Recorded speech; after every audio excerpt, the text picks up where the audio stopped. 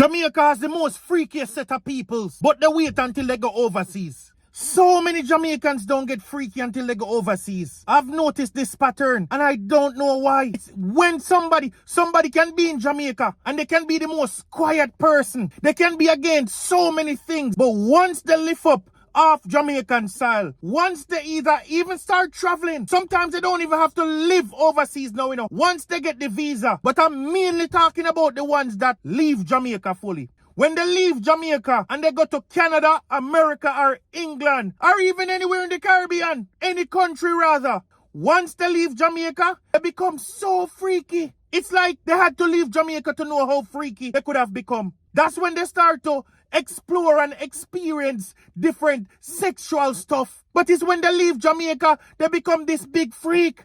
Where does this big energy come from? This big freak energy come from? All along they've been in Jamaica. They're burning out this, they're burning out that, they're burning out every single thing known to mankind. But the moment they leave Jamaica, it becomes this changed person. Everything goes for them. They're willing to try this, they're willing to try that.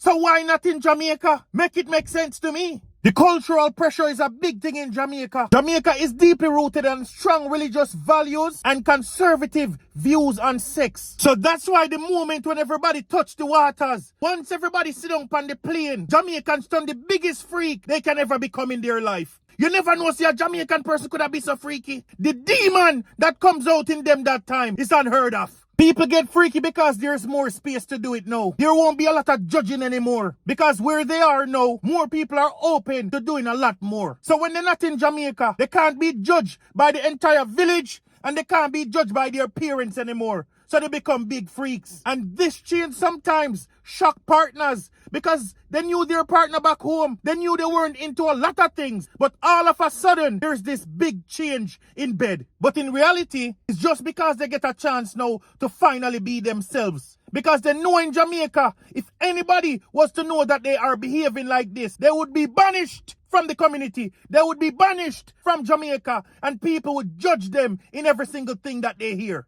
But when they're overseas, who cares? Because they're looking at it like, I don't have to go back to Jamaica. I don't have to talk to anybody from Jamaica. They live in a whole completely different lifestyle now. They're around different people and they don't care because they'd rather to be free than live in a mindset where they can't get to enjoy and explore and do whatever they want. This shift is natural, but it also shows how strict the culture back home really is. Gossip and community judgment is a real thing in Jamaica. And the last thing you want is to have the community thinking that you are freaky or you're a bad person. Because the way it's gonna look on you and your family, the reputation and the remarks that it will leave, it won't be a good thing for you. So there it is, people. Jamaica's tight culture keeps the freaks hidden until they get a chance to live and breathe overseas. If you grew up Jamaican, or you grew up around Jamaicans, then you might know exactly what I'm talking about. Because ever since living overseas, I have not met a Jamaican that is not a freaky person.